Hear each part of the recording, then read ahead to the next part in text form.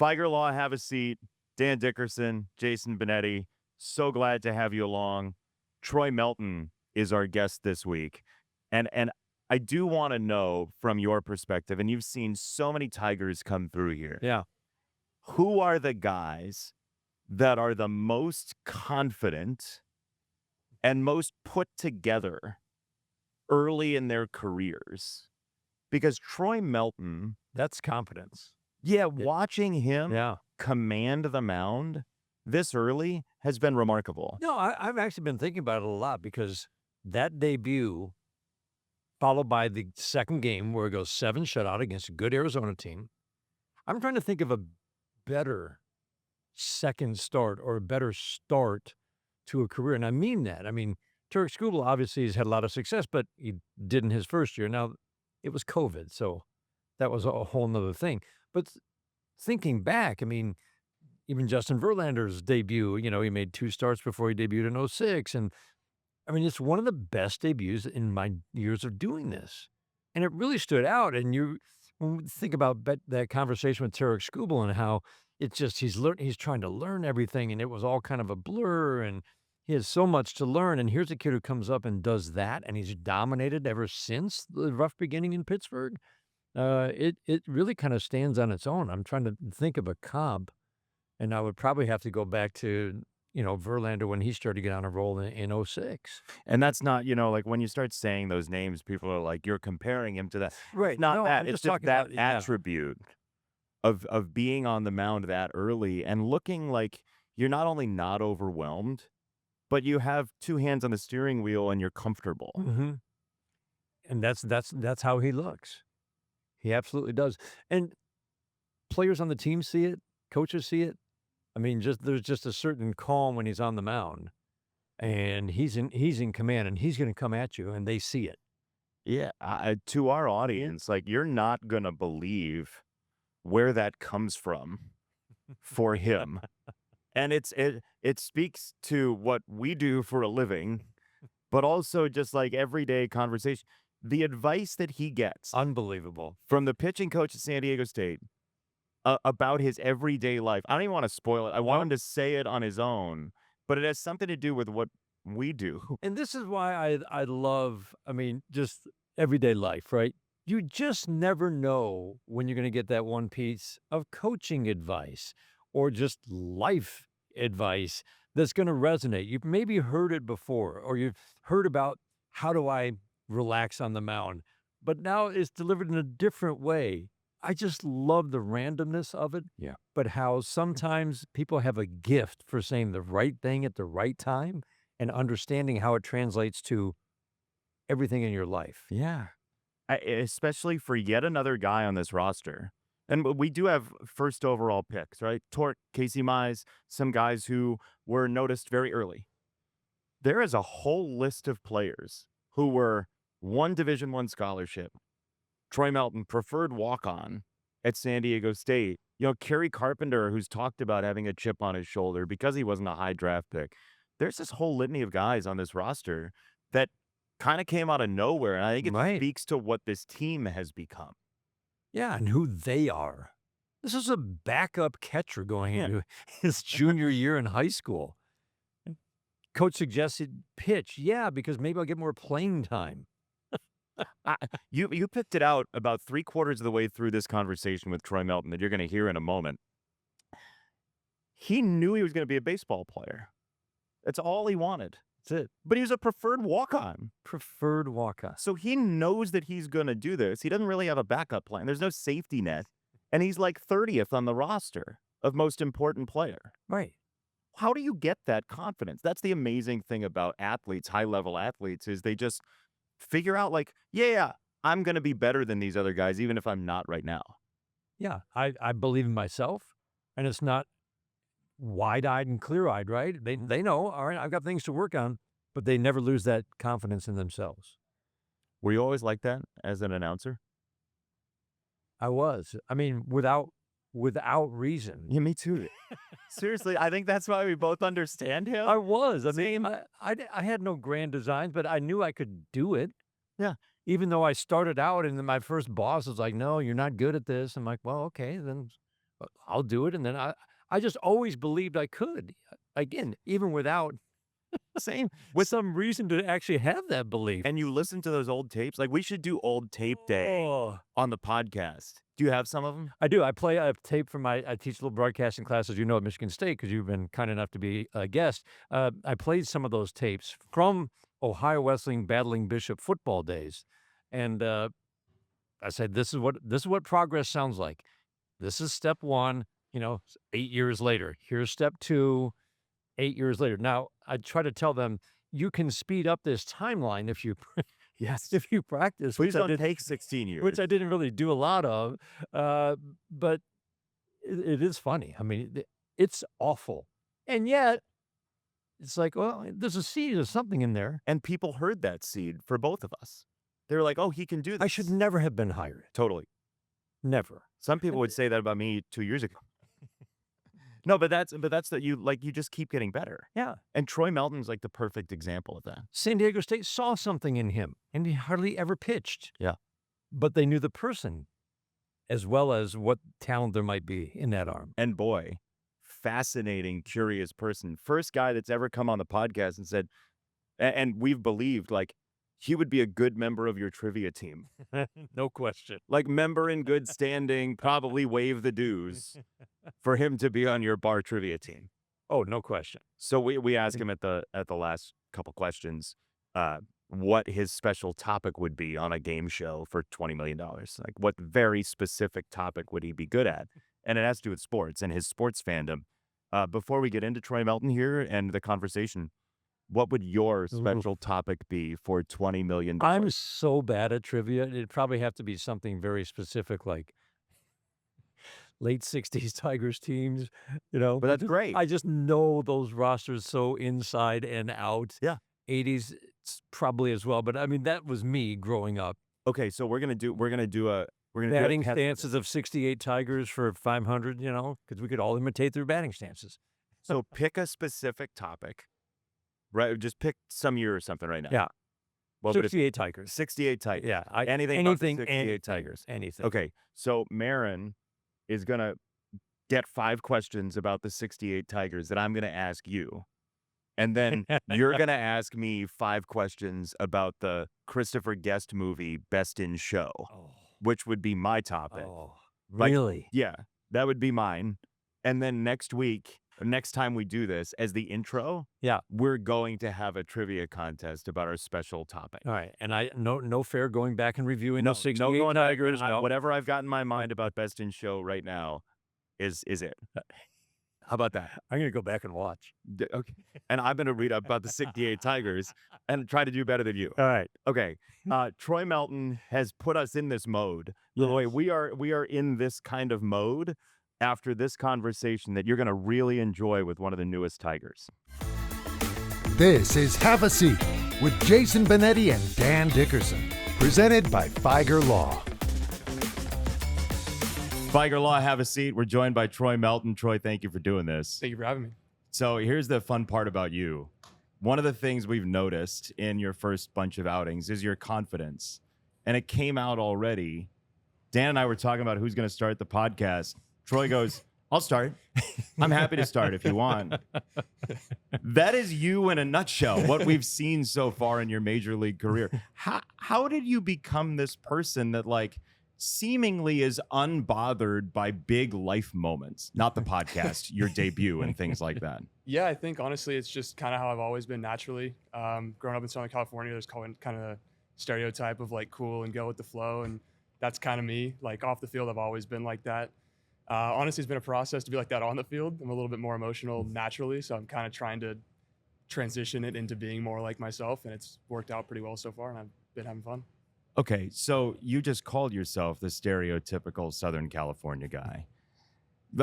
This is what Jason wants to the know. blonde hair doesn't help. Like the whole demeanor doesn't. But what is the least laid back SoCal thing about you? Ooh, honestly, not much. Off the field, not much. Baseball maybe is the number one thing. Yeah, I mean, I go to the beach and I don't really get too caught up in anything else. So I just try to live my life. But you're competitive. I am competitive, yes. That's the thing that you said. The one thing you always go back to, and you're a competitor, whatever the circumstances. So you had this laid back side, but when you cross the white line, it's compete time. Yeah, and I mean that's always, like I said, I've kind of had a hard time crossing that line sometimes if I get too competitive and try to do too much. So kind of taking the emotional side out of it and just making it more a pitch by pitch routine type of thing has really helped me out a lot. So trying to tone down that too competitive side a little bit. I know at Turk School when we had him on said that is his definition of competing, being able to stay locked in pitch to pitch, flush the last one, flush the mistake, and just lock in on the next pitch. And he said, it's the hardest thing to do in baseball. 100%. And it's different for everybody too. Like some guys, how I used to pitch was very emotional. Like that works for some guys and that's how they're going to go about their business. But for me, I've noticed just kind of slowing the game down, recognizing what each pitch is doing and what I want to do with it, and then trying to execute. And from there, once the ball leaves my hands, go on to the next one. Is that self-taught, or is that anybody help you with that? Because you're on an island out there. You're all eyes on you, and you've got to figure out, how do I slow this down? How do I make sure that I'm relaxed and ready to go after this guy? The first person that really made me aware of it was actually my pitching coach my senior year of college.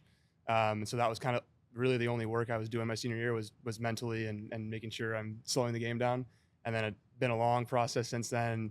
Doug Bachler, our AAA pitching coach, was a huge help with that, along with Virgil down there. So it's been accelerated a little bit by those two guys right when I got to AAA, and then kind of just taken off from there. Sean Cole was the pitching coach? Yeah, he was. Yeah.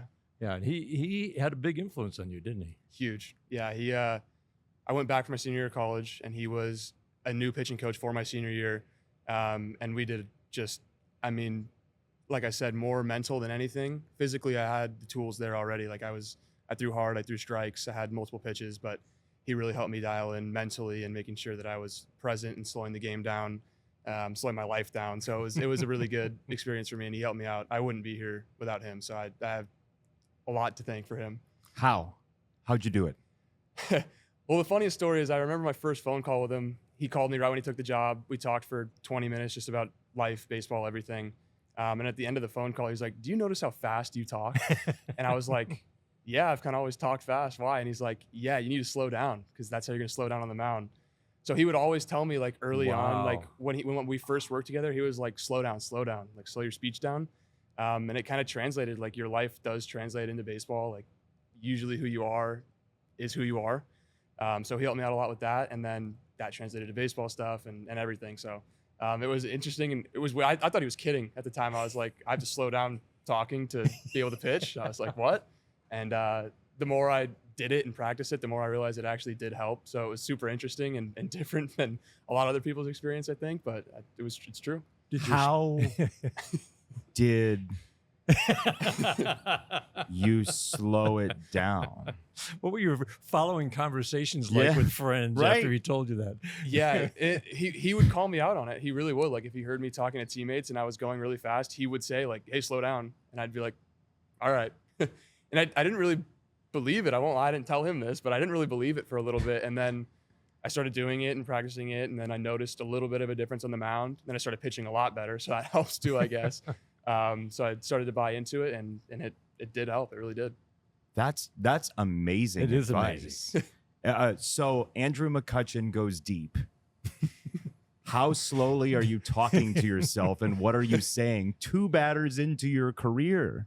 Yeah, I mean, that was a little bit of a different scenario. I mean, first 3 innings, you can't even feel your body, so there's no way to really slow down at all. Really? Like you couldn't? I mean, it's a out-of-body experience for, like, I was just up there hoping it was going well, to be honest with you. And then once I got settled in, it got a little bit better. But yeah, it was funny. That was like my first, like I heard the PA announcer say Andrew McCutcheon. I was like, whoa, that lasted 1 pitch because it went out. So yeah, but I mean, I wish I was slowed down there. I couldn't do anything about it. I'm just fascinated by you actively trying. Like, as Dan said, it's a great way to put it. You're on an island there. Mm-hmm. So how do you try to, with all that work you've put in, make sure that this goes north instead of south?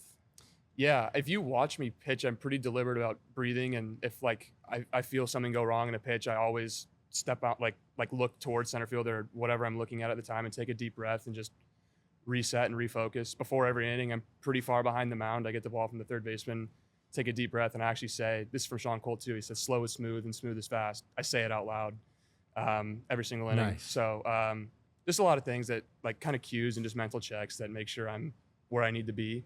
And then kind of just let the game take place from there. The brain is a fascinating thing, isn't it? It's crazy. Pretty big computer just living in your body. But then your heart is part of it too. So, we talk to your parents who love your dog. Yes, they do. And they just, the way they talked about you and the pride, that you're doing this for other people as well. How do you make sure it doesn't get big? Because this doesn't feel like watching you. It doesn't feel like it's big. How do you maintain that?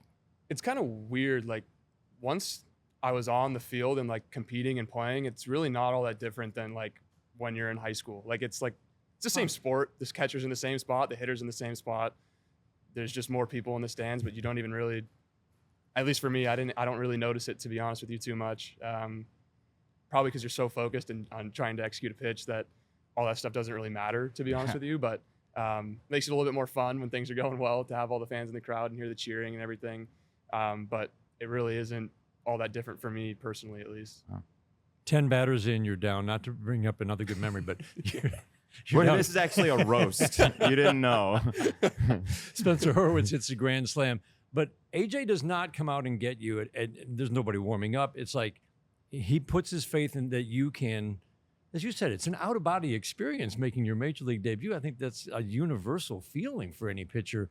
Those last 3 innings, you strike out 5 of the last 7 batters you face. The last 5 outs are all strikeouts, most swinging. How important was that? Because since then, you've given up 1 run. Yeah, I mean, I don't know. I don't even think after they scored all the runs, my confidence or anything really took a hit. That was probably my worst inning I've had this year, just in any level of baseball. I walked 2 guys, wasn't super competitive with either of the walks either. So it was like I gave away 2 at-bats, and then the home runs are going to happen at some point. Like he made a pretty good swing. The pitch wasn't great, but it also wasn't terrible. So, yeah. I mean, once I was back in the strike zone, I was pretty confident that I would be able to get quick outs.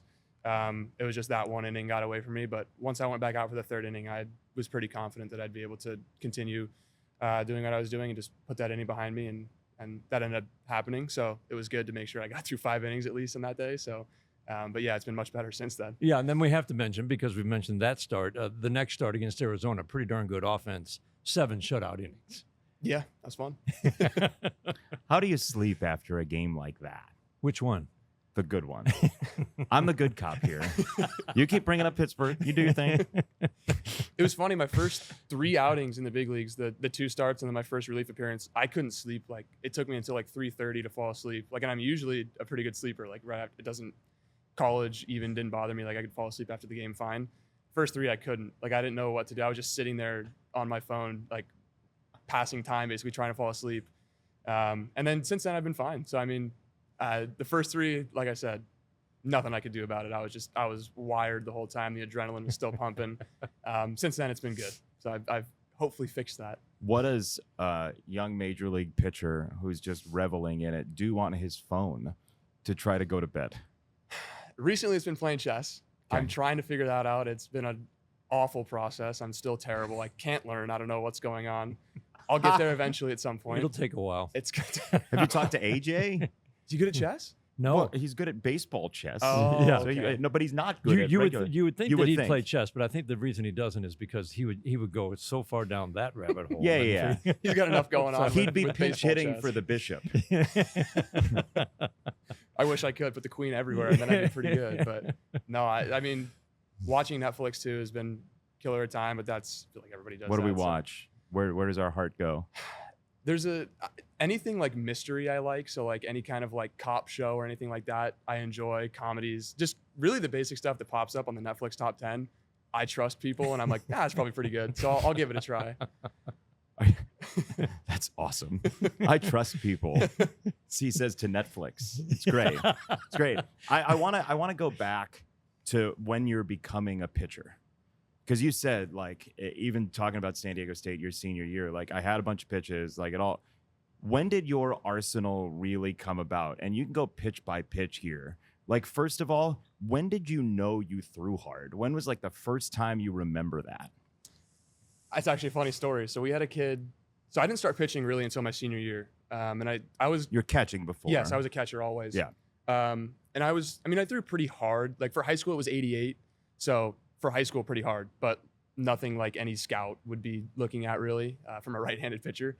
And then I remember, so like I topped out at 88. I got to college my freshman year, and we had a kid named Chad Bible that I hit in the ribs, like with my first pitch. And I didn't know how hard I was throwing at all. And I got back in the dugout, and he said, like, "Come on, man, you're gonna hit me with 93 first pitch of the fall." And I was like, 93? You don't care about his ribs at all. I forgot immediately. I was going up to apologize, and he said, and I was like, "Whoa, what?" So that was the first time I like remembered like feeling like I was throwing hard. And then it's kind of just a weight room program at San Diego State did me a lot of good. I didn't really lift at all until college either. So I mean, it kind of just took off like immediately right when I got on campus at San Diego State, because it just happened pretty quick. But with the pitches, even when I wasn't really a pitcher, like I kind of messed around. Like I had pitched a little bit out of a bullpen, and like I could throw a curveball and a slider and like a bad changeup and a decent fastball. It's like I always had like multiple pitches and feel for spin and stuff like that. But then kind of when I obviously there was some stuff in college where I tinkered and changed some stuff. But when I got to the Tigers with the development staff here is when literally every pitch other than my four-seam fastball is completely different than it was when I walked into the org. So they've done a really good job of helping me out and making sure that I got multiple options at all times. What does that look like? Pitch by pitch, they're changing things? They start with the delivery?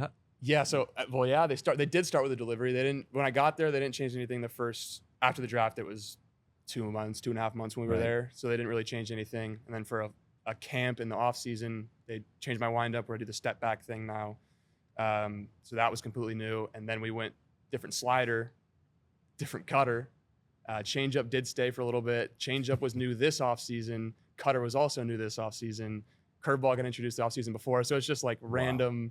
There's always something you're working on and tinkering with. And I've been lucky enough for most of them to be relatively easy, like quicker fixes, or not fixes, but changes.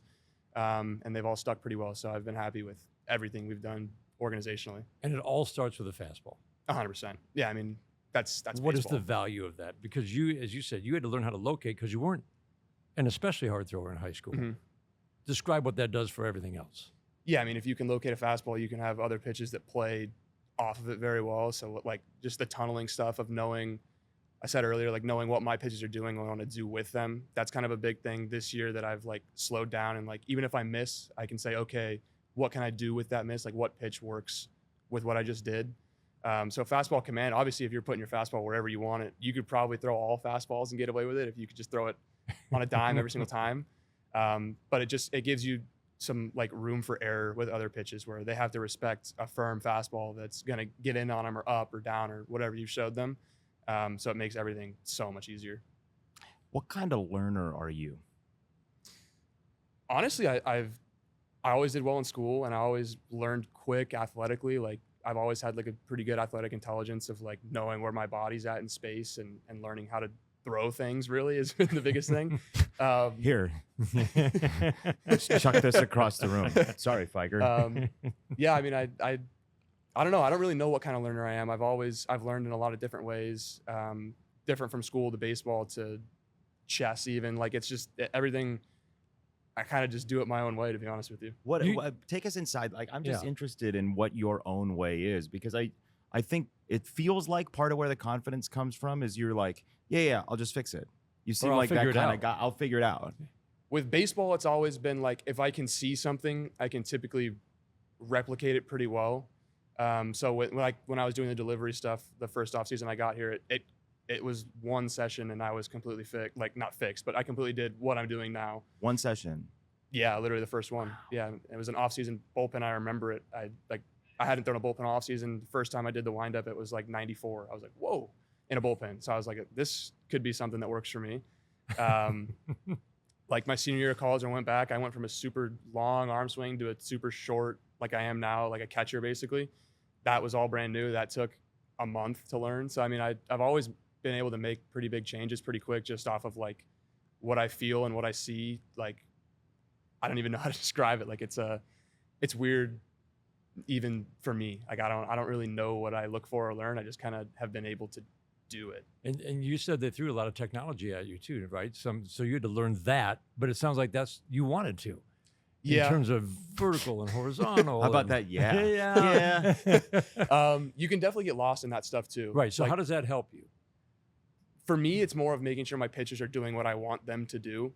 Execution is always going to be the thing that I'm most concerned about personally, because even if you have a bad metric fastball, I naturally will throw a little bit harder than average. So the metrics of most of my pitches, I'm really not too concerned about, to be honest with you. But unless they're in a space where it's way off from my normal, then I'll start digging and seeing what I need to do to get back to my normal. But yeah, I mean, the technology is there and it's really good. Like it helps a lot of people and helped me for sure a lot early. But now I'm at a point where I understand what my body's doing, what the ball is doing, to a point where it's not super important to me anymore, honestly. But I still like looking at it. What's your very first baseball memory in your life? Probably like as a little kid in the backyard, just like playing with my dad, hitting tennis balls over the backyard fence. Like, I don't know a specific one, to be honest with you, but just that kind of stuff. Being in the backyard with my dad and playing. I think that's the foundation of where my love for baseball comes from, was just being able to spend time with him. So definitely that kind of stuff. What was on the walls, on the dresser in your childhood bedroom? What were your prized possessions as a kid? When I was a little kid, there was like wallpaper of like a baseball field. So like I would wake up every day and I would just be like in the batter's box and like looking out into like a huge stadium. So I remember that, but then we switched houses and it kind of became more of like an Angels shrine. I was a big Angels fan as a kid. Mike Trout, Fatheads, and posters of all kinds of sorts. So it's changed a little bit over the years now to where it's a little bit more normal. There still is a picture of Mike Trout somewhere in my room. But yeah, I haven't Have lived the there a little parents bit. kept your room intact? Yeah. Because yeah. that's like a big point of contention for kids. Yeah. All the same, exactly the same, They since my kept it. senior year of high school. Yeah. Got it. And then that wallpaper, did you ask for that or did it you asked for Oh it? yeah. Yeah. I wanted to be in a baseball field. How old were you? We probably moved when I was in second grade, so I would have been 5 to 7 when I had it. And not for very long, but I remember it. So somewhere at like age 4, you were like, I want to live in a baseball diamond. Yeah. Thomas the Train left, and then baseball came in. Poor Thomas. Yeah, That's you a got tough kicked to the curb break. quick. Yeah. Yeah. Got that's- kicked to the he jumped the curb. tracks. That's awful. When you first played baseball, like little league, whatever it was, what kind of player were you? When I was a kid, I was really good. Like I remember being pretty good when I was a kid. Up until I was like 12 years old, I was always like the best player on the field. From what I remember, at least. That could be completely biased, but Could be. No, I think your memory. I mean, your No, memory's your I- memory. Yeah, Yeah. it I'm just does. messing. and then with you. like my freshman year, then it kind of started getting like people would catch up and stuff like that. But when I was a little kid, I was pretty locked in on baseball, and I understood what was going on, I think, before a lot of kids did. So that's an advantage too. But I was naturally, I took to baseball pretty well from a young age. Where does that come from? Just watching the game? Like it's the same thing as your learning style, right? Like you just happen to have good spatial awareness. Yeah, I think playing. I played like baseball with my dad in the backyard probably every day. We would go to a field every weekend too. So like even in the off season, whatever the off season is as a little leaguer, I was still playing every week, like multiple times a week. So I mean, probably just because I played baseball more than everybody else with my dad, and I got lucky because he loves baseball too, and he still plays, which is crazy. Still right now? Yeah, he still catches.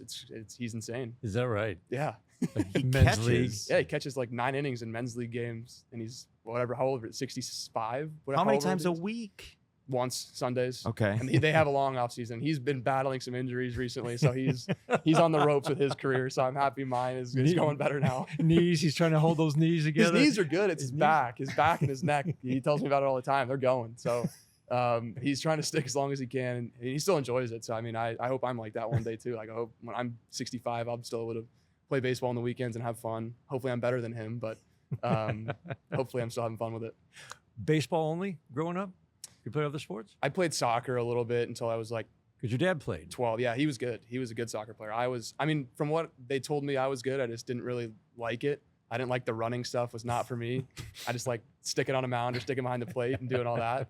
But yeah, I played basketball for a year, but it was always in Southern California. You kind of got to pick pretty early. Like kids get pretty advanced pretty quick there. So you kind of can get lost in the shuffle if you're trying to balance like football, baseball, basketball. Like a lot of people pick pretty early there because you have to. You have to. So we had Colt Keith on. He was talking about travel ball and just like driving all over the country, hours upon hours in a car and just the bonding experience. I assume for you to get 20 minutes away, that takes 6 hours in Southern California. How do you deal with that? Just the traffic. I'm just going to be the cliched guy who says, like, how do you deal with the traffic of Southern California, Troy? Well, I've never worked a 9 to 5, so I don't really get in the big mix of traffic. So I try to stay on the roads from like 10 to 12 and then after hours. So I do my road traveling then. But as a kid, like, yeah, you can get caught sometimes. But I was close enough to high school where I could have walked. I didn't, but I could have. You could have walked? Yeah, I could have. So how'd you get to school instead of walking?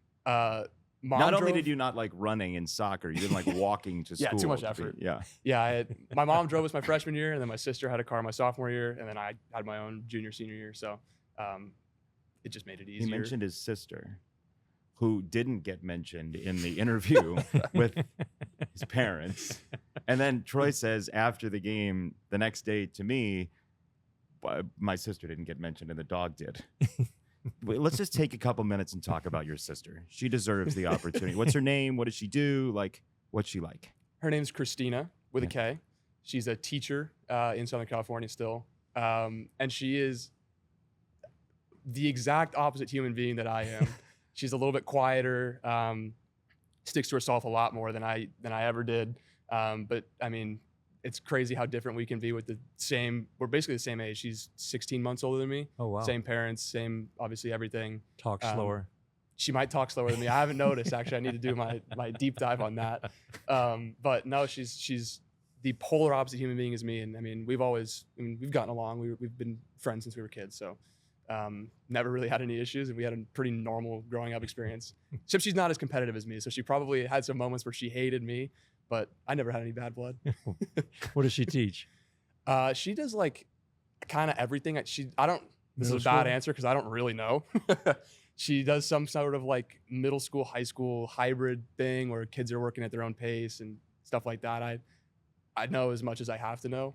I know kind of what she does, but not really. That's great.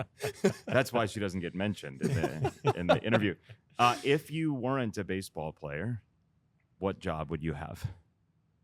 I legitimately have no idea. Like my entire life, it's kind of always just been like a natural progression of like, I recruited late, but like I played college baseball, and then after college baseball, I played professional baseball, and then now I'm here.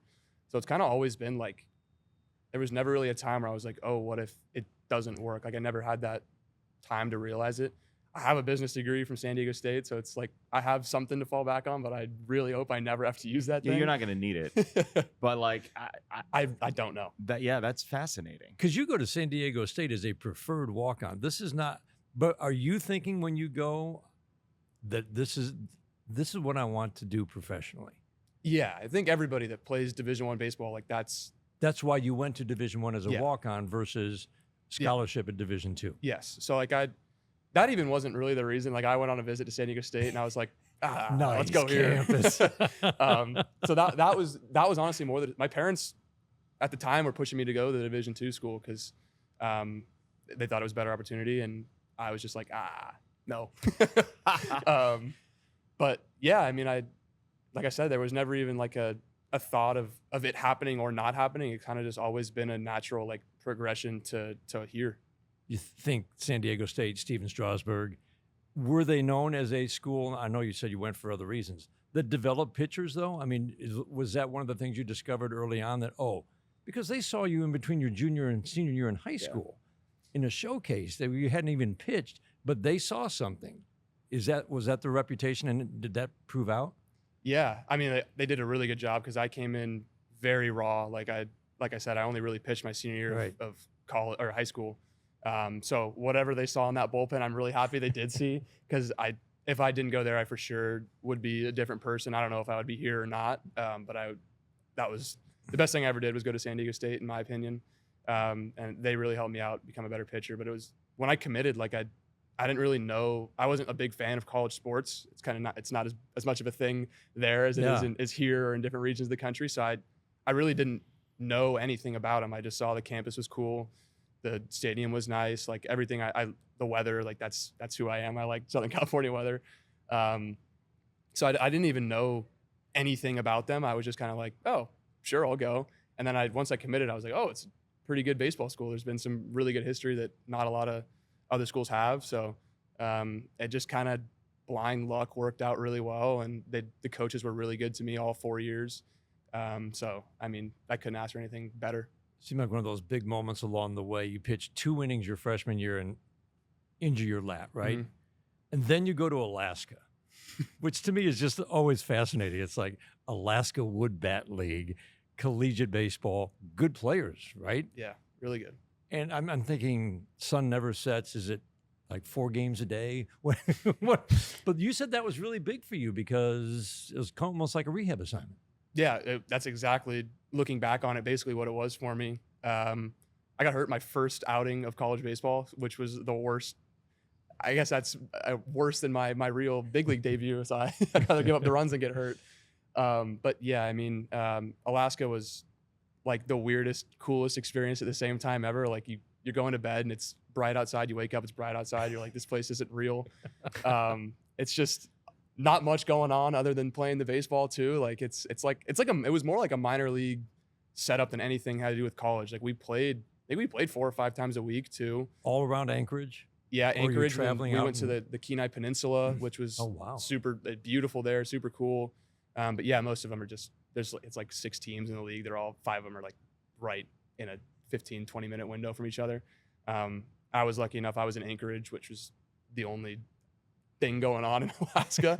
But yeah, it was like the best experience ever. I kind of learned how to pitch in college baseball there without having to actually do it in college baseball. So it was nice. It was like a minor league for college baseball. It was sick. What'd you do in Alaska? Like, what's one of the indelible memories of Alaska? I mean, we always would go to like the glaciers and stuff and see everything, and the national parks and the mountains and you everything. say that to a bunch of Midwest people here, and you're like, we always would go to the glaciers. Please tell us about the glaciers. We don't have those here. They're not as exciting when you describe them. It's just a big chunk of ice in the middle of a mountain. But they're pretty cool. Like you can walk around and there's hikes and stuff you can do, and like you can get to super high elevation points and just see everything. And you're like, whoa, this is a beautiful big area that's nothing like anything I've ever lived by before. But yeah, I mean, there's definitely some time you got to kill in Alaska too, or there's not. Once you do the hike, you're like, what now? And then you go home and play video games. Yeah. So I mean, it was a cool experience, and the hikes and stuff, I'll never forget them. And I got pictures and everything, so it's awesome. And there are always bears. I never saw bears. There's moose everywhere. They're huge too. I had no concept of how big they were, and then I saw one. I was like, ooh, shouldn't mess with those things. So I would rather see a bear than a moose, to be honest with you. I'd wear that T-shirt. Perfect. I'd rather see a bear than a moose, to be honest with you. It's great. This is your first experience on the Feiger Law Have a Seat podcast, but you're a rookie. Like you never know how many times you could be like the most frequent guest on Have a Seat. AJ's got you 2-1 right now. Okay. If we talk to you in 5 years, even like 3, let's say 3 years. Yeah. What do you want to sit here and know that you can say to us after 3 years in the big leagues? Like, what would your goals be to be able to say to people about the first chunk of your major league career? Well, how many years are we doing? 3? 3. 3-time World Series champion would sound pretty nice. I like that. I mean, that's the reason you play the game. I mean, that's the only goal that I think anybody in the locker room has right now is win as many as possible and win the last game of the year. So do you dream of, like, do you fantasize of that as a kid? Yeah. Like winning a World Series? Is that actually real? 100%. Yeah. I remember I'd be like in my living room throwing a ball at the wall and like making a diving catch on the couch and like, oh, we won the World Series. So, I mean, that's always like, that's your goal as a kid. Like that's what you, and as an adult now, it's crazy, but it's like, that's the only goal we got. That's it. Like, it's really, I don't want to say refreshing to hear because it sounds like it's disparaging to sports, But I think that's like why everybody's a fan too, because fans want to go to the parade, right? So how much fan do you have in you of the game of baseball itself? Probably too much. I keep up with pretty much everything. I know what's going on in the league. I know our entire minor league system, partially because I play with them and also because I'm genuinely interested in what's going on. So like I'm a very big fan of the game, very big fan of hockey too. So I have my off season is hockey, my in season is baseball. So I got my two things I'm pretty locked in on, and then that's kind of just how I am. So we got to get you to a Wings game. Mighty Ducks fan, I'm Ducks guessing. fan? Yeah, I hate saying it, but I grew up you hit that, 10 minutes from the arena. I'm kind of was born into it. So I still do keep up with the Ducks. So have you seen the Paul Correa gets knocked down off the floor and on the board? See, it's Paul Correa. that's one of the best calls of all time too. So that's why I asked. Yeah. You talk about like nailing a moment. Yeah. But like why you want to play sports too. Like, so for everybody who doesn't know the situation, Paul Correa gets drilled by a New Jersey Devil. Gets knocked. Like it wouldn't happen nowadays that Paul Correa comes back into the game. He winds up from the left side of the blue line. And Gary Thorne, great announcer. Oh my gosh, says one of the best ever. The crowd wants it. Score. Off the floor, on the board, Paul Correa. I love that you know that. What does hockey mean to you as a fan, and like that type of moment? What does it do when you smile when I bring that up? Like, how does that hit you? I have chills when you talk about the call too, honestly. Like it's like I don't even know where it comes from or what it is that makes sports like so like makes people so passionate about it.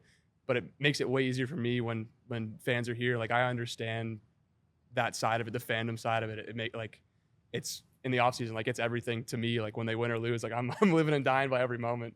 Kind of can't be that way as a player on the field because you kind of got to control that a little bit.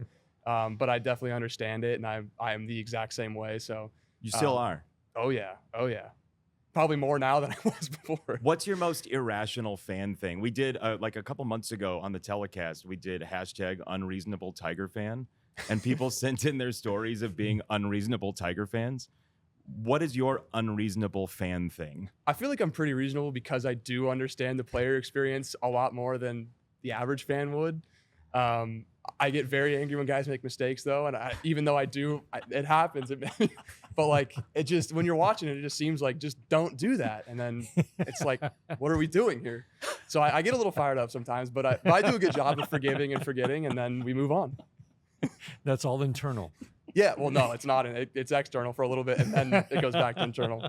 Have you thrown a remote and broken stuff as a fan? No, like I could throw it at like a couch or something. Like what are we doing? Usually the defensemen are the ones that get me going, but other than that, like why? What? Did you ever play hockey? No, I never. So that's why I feel like I have this, because I don't understand how hard it is. But you have high standards for defensemen. For yeah, some like reason. just like when guys play soft and don't play the body, it really gets to me. It's like, dude, like you're just letting them walk around you and you're just trying to stick check them. Like they're right next to you. Play the body, brother. Clear the front of the net. Get them out. Why are we letting them stay there? That's where they score goals. Yeah, that's the one that those get to me. So, but yeah, I mean, I'll try to be better. Yo, I know you started the podcast by being like, yeah, I'm pretty SoCal. Like I'm pretty go to the beach and just like this is what sports does for hang. for sports fans. changes you. The That's two what I was saying. fans, There's right. it's the line of competitiveness. Even when I watch sports, it comes out, I guess. But then at the beach, what do? Sit there and body surf. You can't have both. I do it. How does your brain like seriously? Beach volleyball. I've Competitive. played, but not really. Okay, so give us, if we were to go body surf, what? Be careful in the ocean. Yeah, what are your rules of engagement for us? What do we have to do right? If there's a wave you're scared of, go under it. That's like rule number one of the ocean. The ocean's gonna beat you. Great you let Lakes it. is different than the ocean. I know that. Yes, go under the big waves. They're pretty strong. Just make sure your feet are your hands are touching the sand, and you'll be all right. And then That's a good one. you just kind of got to read where they're breaking. Like if it's breaking right over top of your head, just get swimming and you'll catch it. It's not that hard. Seam shifted wave. There's some of them is windy enough, and if you go to like there's beaches like the Wedge where like a backwash wave will hit the wave and just double it up, and then you're getting thrown in the air 10 feet. So That's you gotta happened to watch you? out for the seam shifted wave. No, it's never happened to me, but stay out of the water when I see that happening. Seam shifted wave. It's perfect. The ocean's always going to win. The ocean will always It win. will always Ocean beat will you. always Yes. win. Like, that's great advice for life, I feel like. Yeah, don't mess with the ocean. If you don't know what you're doing in the ocean and there's some waves coming in, get out of there because it's not going to go well for you. And the riptide, they've got riptides, right? Oh yeah, Oh, yeah. you just got to swim sideways and then you'll get out of it. Easy. Yeah. That's. I do want to talk about Tarek Skubal a little bit here. You mentioned him being on the podcast. I feel like just personality-wise, you guys probably get along. It's weird since I've been in the bullpen, we haven't had too many interactions. I saw him at Starbucks once and we talked for a little bit, but yeah, I mean, he's definitely more off the field competitive than I am. Like when he's playing the ping pong, it's like, just let him go, you know? But yeah, I mean, never since like my first week here, basically when I was starting, he had his kid and wasn't in the dugout for the game. So the few interactions we've had, I mean, we do get along, but we haven't had really too many, to be honest with you. As you watch him? Yeah, I was going to say, I was just going to the same thing. When you watch, what are you watching and what are you taking away from watching a Tarek Skubal start? Yeah, I mean, they're honestly like kind of frustrating as another pitcher to watch because you're just like, oh, he's bullying everybody. This is fun. I wish I could just throw all strikes with all my pitches and make them miss all of them. He's just bullying them. Yeah, so I mean, Those poor batters. like, yeah, you try to watch and learn, but it's like, yeah, if I have really good stuff and I throw them in good places, they're gonna miss them, and like he just does that more than other people do. So I mean, It's like saying it's watch just Miguel more- Cabrera hit. yeah, learn from it's like that. it's like more fun to watch than it is like, oh, I'm learning something here. Because what he does is the foundation of pitching. Like he pounds the zone with good stuff and throws the right pitches. Like that's all anybody has to do. He just does it better than anybody right now. What are you learning in the bullpen? Because whenever I talk to you, you're like, yeah, whatever role they want, a spot start, back to the bullpen, but also knowing, I mean, you're already probably thinking, as you said, you're thinking postseason. You want to win a World Series. Bullpens become big in the postseason, especially guys who can go multiple innings. What are some of the things you're picking up from some of your mates in the bullpen in terms of this is a new role and you're adjusting. You seem to be adjusting just fine, by the way. But that's got to be a learning process too. Yeah, honestly, when you get the ball, like I've kind of said this since I first moved to bullpen, like when you get the ball, it's the same game as when you're starting. Like I'm not any higher effort or less effort. It's just make pitches, execute get outs as fast as I can, and then get out of there. But I mean, learning from the guys, like it's more funny stuff than anything really. Like we're watching the game, but there's definitely some other antics going on down there that you're aware of, but you don't really know what's going on. So we have some personalities down there that make it really interesting. You can just say Tommy Canely. Yeah, it's Tommy. And Will Vest. And Vest. I'm Vest guessing is great too. Yeah, I mean, there's everybody's been great, honestly. So it's not as much like it's more learning my routine than anything, and like seeing them like when they get ready, when they start stretching, when they feel like it's going to be their name called. Just knowing stuff like that is kind of the only adjustment I've been trying to make. But once I get the ball and I start warming up, it's baseball. So I will say, I haven't even noticed. Every time Dylan Dingler's at the plate, I know it's Dingler because Stevie Nicks is on, yeah, right? I don't even know what your walk-in song is. I'm kind of upset about it right now. I might be changing it because I used Long Cool Woman by the Hollies this year in the minors. Never heard anybody else use it. The first game I was at, the first game I pitched in, the other guy, I think it was Falter, used the song. And I was like, what? Like, really? First guy. Next series, another guy used it on the road. Next series, another guy used it on the road, Benintendi. So I was like, I guess 4 people have this now. I got to change it. I got to be a little bit more original. And it's a 60s rock song. I was going to say, that's 60 not like years old. Yeah, it's not like a big, I've never heard it before until then. That's got to be like a Disheartening. total mind. Yeah, it's sad. How did Sing. sad. I thought I picked really well, and then How did I'm you not settle original. on that? Did you grow up Um, on classic rock? I did, but it was weird. Like my friend that I live with in the off season, he was like just getting into classic rock, and he knew that I liked it. And he's like, "Have you ever listened to the Hollies?" And I was like, "Yeah." But then I started listening to some more of their songs, and I was like, "Ooh, this would be a great walk-up song." So I stuck with it, and I used it, and now it's everyone's using it. So instead of going to a different group, why don't we just get real obscure and like random? Why don't you just use Bus Stop? I listened By to that the today. Hollies. I'm trying to find on my drive to the field that Stick it's with not, the Hollies. Bus Stop is not like a walk-up song. No, though. but it'd be hilarious if you use Bus Stop because the first couple chords all the 70-year-olds in the crowd would be like, this is a banger. If they know what banger is. What else is on the list? Like, can we help you decide right now? I don't even have anything in mind. I was trying to go with something from like CCR, but there's like that's a little cliche. yeah, I that feel they're all like, very right? basic. Like the ones that are good, a lot of people are gonna have. So I'm trying to like if I have to land on something basic, I'll just keep the Hollies one. I'm trying to like find one. I like Smoking by Boston, but it's a little too much. Yeah. We were just talking about a month ago about we listen to music a lot in the booth before the game. I honestly Jason's think playlists are really good. Okay. Really good. it's You don't beauty's thi- in the eye of the beholder. White Rabbit, Jefferson Airplane. Okay. I don't think I've heard that. Like, it's Jefferson Airplane, right? I don't know that one. No, it's I get it. not. White Rabbit. Ooh, is it? No. I can't help White it. Rabbit. Okay. I'll give it a listen on the way Give it a home. listen. I will. I gotta look. I'm just driving me nuts now. You continue the podcast. It's not Jefferson Airplane. Do your It's, musical taste run the gamut? Yeah, honestly, everything. Like I grew up on like classic 70s, 60s rock. My mom listens to 80s music because she was younger in the 80s. And then when I got to college, it transitioned more into like late 90s, early 2000s is really like my pocket of Yep. music now. Like the typical like Blink-182, Red Hot Chili Peppers, Green Day, like all that kind of stuff. 21 Guns. Yeah, know that song. It's like slow though. It's like a sad song. So if you're landing at 2 a.m. like we do sometimes, and you're like, I have an hour drive home, and I've got to put on music to keep me awake. What do you put on? I have a playlist of legitimately Just something. that's probably 50 hours of just early 2000s, late 90s rock, and I Rockin'. could just shuffle it and I can go with every single one of them. that'll get you going. Yeah, Yeah. I like that's my wheelhouse. It is Jefferson Airplane. But All right, good job. we're gonna come up with something together as a group. Open to here. suggestions. No, we just made you open a suggestion. Even if you didn't. It's a very demanding podcast when you hit minute 44. That's how we get. Before we let you go, what has been the most rewarding or fun part of the first month here? Most rewarding was for sure the debut. Parents, some friends on the field, grandparents.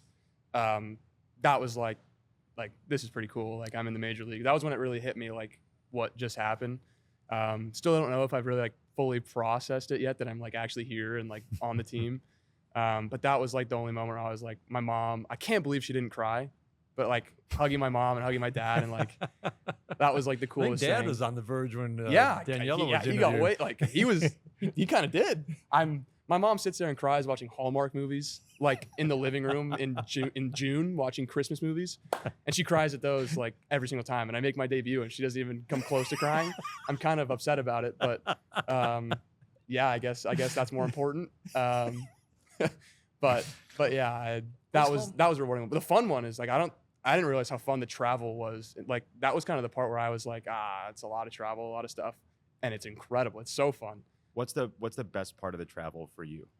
I mean, the plane that we have is like I've only ever flown like Southwest and like row 38. So it's like it's not even close. Like it's so nice. It's such a my standards have been risen so much. The hotels are super nice. Like it's just everything that you imagine the big leagues to be when you're a kid. It's like the first thing in life where you're like, oh, it actually is incredible. So that's like the most fun and just it's awesome. Just being in Chicago was a beautiful city. I'd never been. So just being able to see things and do things that I definitely just would not have without playing baseball, which is crazy. It's been awesome. And last thing before we go, we haven't asked this in a while, but if you were on a game show, you got quizzed for $20 million, but you picked the very specific topic. Ooh.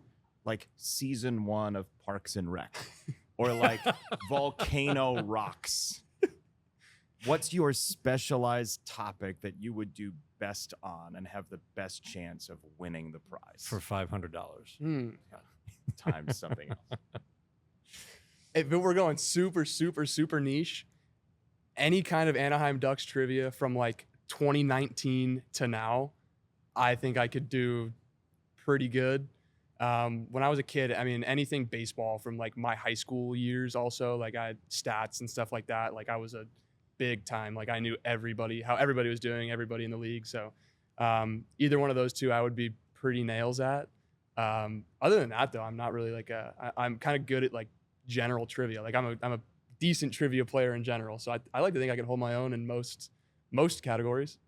Love that. I'll take Anaheim Ducks second round 2022 playoffs for 500. Right. They were not in the playoffs in 2022. They were in last place in the league. They lost the lottery to the Blackhawks.